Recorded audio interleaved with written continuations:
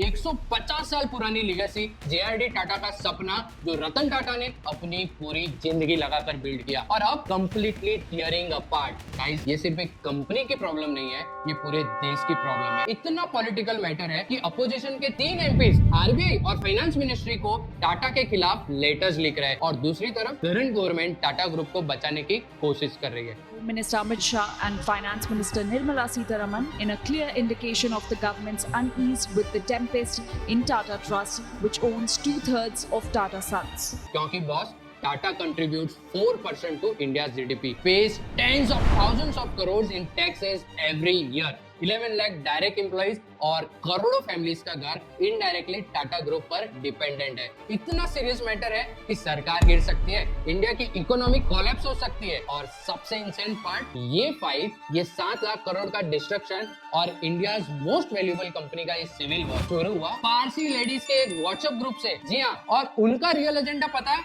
It will blow your mind. Real story तो तब शुरू होती है जब आपको पता चले कि असली विलन तो वो है जो एक वक्त रतन टाटा के लिए हीरो था। देखो, टाटा ग्रुप है क्या? टाटा ग्रुप मतलब 400 companies and you will be shocked to know उनमें से सिर्फ 30 कंपनीज के नाम लोगों को पता है, क्योंकि TCS, Tata Motors, Tata steel, Tata power और टाटा कैपिटल स्टॉक मार्केट में लिस्टेड है। बाकी की 360 प्लस कंपनीज अनलिस्टेड है, मतलब उनका revenue, profit and loss publicly available नहीं है। और इन 400 प्लस कंपनीज का मालिक कौन है? टाटा सन्स, जिसका टाटा ग्रुप की सारी कंपनीज में मेजोरिटी ओनरशिप है। लेकिन देखो, टाटा तो टाटा है, ऐसे ही हमारे दिल में थोड़ी ना बसे। टाटा की नींव आज से 150 साल पहले जमशेदजी टाटा ने रखी थी और तब से उनका एक ही मोटो था, हमें बिजनेस से कोई प्रॉफिट नहीं कमाना, बस लोगों का भला करना है। सो उन्होंने नॉन प्रॉफिट ट्रस्ट बनाई और ये ट्रस्ट ओन करती है 66% ऑफ टाटा सन्स। मतलब जो कंपनी टाटा ग्रुप के 400 कंपनीज की मालिक है, उसका भी कोई ओनर है और वो ओनर चैरिटी ट्रस्ट है। और ये कितने ट्रस्ट है पता है? 1 नहीं, 2 नहीं, 3 नहीं, पूरे 14 और सारे के सारे फिलेंथ्रोपिक ट्रस्ट है, यानी जो एजुकेशन, हेल्थ, आर्ट और कल्चर को सपोर्ट करता है। सोचो, इंडिया के बिगेस्ट बिजनेस ग्रुप का ओनर ट्रस्ट है। प्रॉफिट इन ट्रस्ट को जाता है, ना कि किसी इंडिविजुअल को। और यही एक रीजन है कि रतन टाटा या कोई भी टाटा फैमिली मेंबर का नाम रिचेस्ट लोगों में नहीं आता। और दूसरा सबसे बड़ा रीजन ट्रस्ट ओनरशिप का यह है कि इन कंपनीज को प्रैक्टिकली कोई टेक ओवर नहीं कर सकता। अंबानी, अडानी चाहे कितने भी बड़े हो जाए, टाटा ग्रुप को खरीद नहीं सकते और ना ही टाटा कंपनीज का फैमिली डिस्प्यूट में बंटवारा हो सकता है, जैसे रिलायंस, गोदरेज, बजाज और बिरला का हुआ है।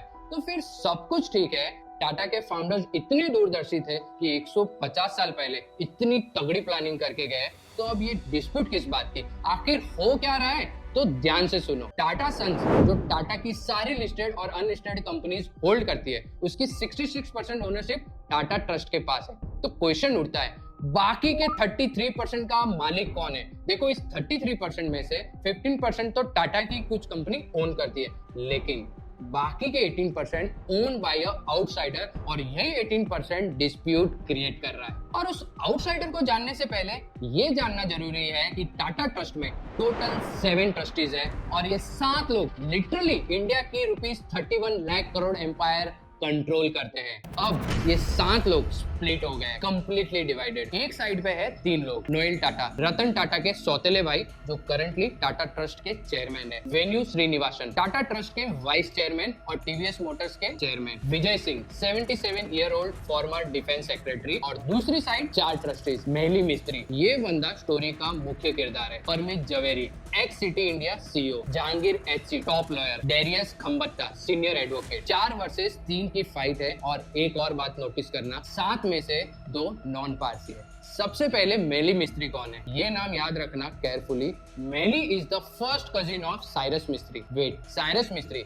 हाँ, वही साइरस मिस्त्री जिसको रतन टाटा ने 2016 में फायर कर दिया था एज टाटा सन्स चेयरमैन। पर ट्विस्ट ये है कि 2016 में जब रतन टाटा ने साइरस को निकाला, मेहली मिस्त्री ने रतन टाटा जी का साथ दिया था अपने ओन कजिन के अगेंस्ट। नो डाउट, जब तक रतन टाटा जी थे, ये उनका खास आदमी था। तो ऐसा इंसान जो अपने ब्लड रिलेटिव के अगेंस्ट जा सकता है, वो अब नोएल टाटा के अगेंस्ट क्यों है?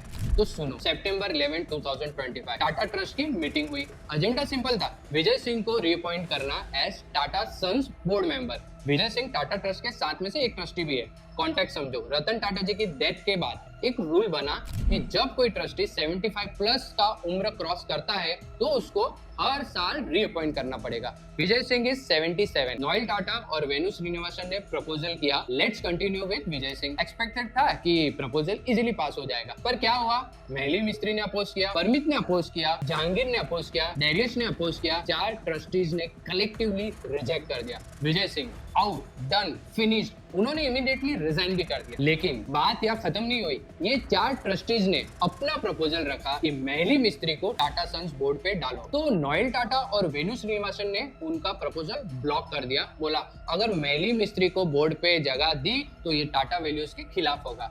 ऐसा बोलने के पीछे रीजन क्या था वो तुम्हें आगे चलकर पता चलेगा। लेकिन एक बात नोटिस करना, रतन टाटा की मौजूदगी में विजय सिंह का अपॉइंटमेंट हुआ था, लेकिन जैसे ही घर का कोई बड़ा पावरफुल इंसान चला जाता है ना, सबकी आवाजें उठने लगती है। ये बोर्डरूम पॉलिटिक्स रतन टाटा के टाइम इम्पॉसिबल थी।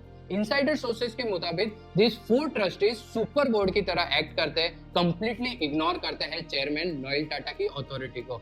और जब इसका रियल रीजन आपको पता चलेगा, यू विल रियलाइज ये इंडिया का गेम ऑफ थ्रोन्स मोमेंट है, क्योंकि इस फाइट में 3 फैमिलीज इन्वॉल्व है और सब एक दूसरे से रिलेटेड है। मतलब brother in law versus brother in law, cousin versus cousin, wife family versus husband family. Crazy? Now hold your breath, क्योंकि नेक्स्ट 60 सेकेंड्स में तुम्हारा दिमाग एक्सप्लोड होने वाला है। नोएल टाटा की वाइफ कौन है? आलू मिस्त्री। आलू मिस्त्री कौन? साइरस मिस्त्री की sister. Now understand the complexity. Noel Tata, Tata trust chairman, is fighting against Mehli Mistry, जो साइरस मिस्त्री और अपनी वाइफ आलू के कजन है।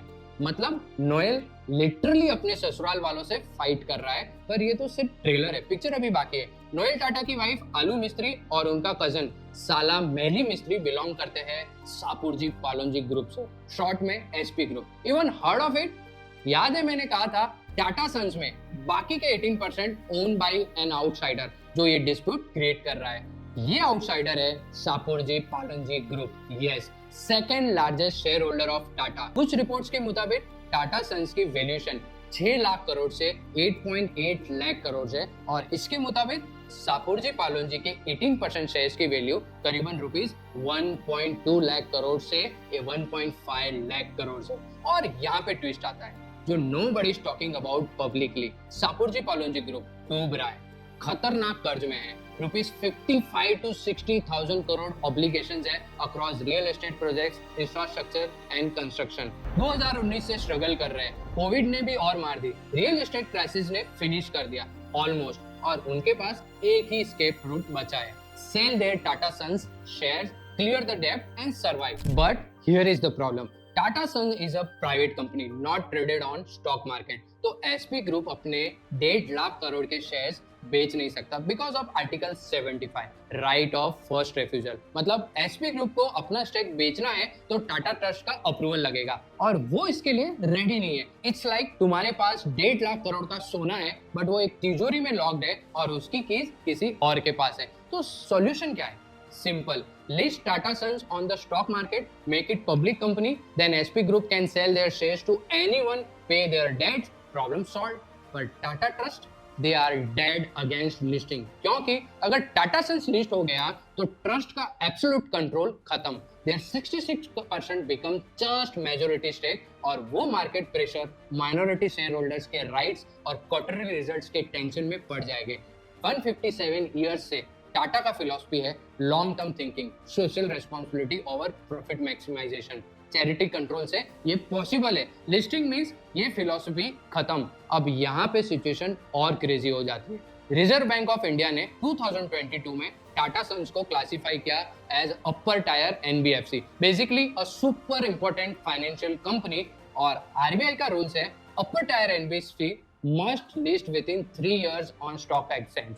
3 साल का डेडलाइन करीबन खत्म होने वाला है बाय एंड ऑफ 2025। डिसीजन लेना ही पड़ेगा। और तो और एसपी ग्रुप के अलावा अपोजिशन के 3 मिनिस्टर, जेडीयू के 4 टाइम एमपी कौशलेंद्र कुमार, कांग्रेस के senior leader Porika Naik and TDP के Tangella Srinivas back to back RBI और फाइनेंस मिनिस्ट्री को लेटर लिखकर प्रेशर बिल्ड कर रहे हैं कि टाटा सन्स को जल्द से जल्द लिस्ट करके पब्लिक कर देना चाहिए। नाउ आरबीआई के एनबीएफसी क्राइटेरिया को स्केप करने के लिए टाटा ने एक लूपहोल निकाला और अपना 20,000 करोड़ का डेट था उसे रीपेमेंट कर दिया। बट आरबीआई ने एकदम चुप्पी साधी हुई है, ना ही वो एनबीएफसी स्टेटस को लेकर अपडेट दे रहे, ना ही आईपीओ को लेकर। मतलब टाटा सन्स का लिस्टिंग वाला खतरा दूर नहीं हुआ है अब तक। और अब आता है द मोस्ट इंसेंट फैमिली ट्विस्ट। ये सुन के तुम्हारी कॉन्स्पिरेसी थ्योरी लगेगी, बट ये एक्चुअली हो रहा है बिहाइंड क्लोज डोर्स साइलेंटली। पहले एक फैक्ट समझो, इंडिया की पारसी कम्युनिटी में कितने लोग बचे हैं?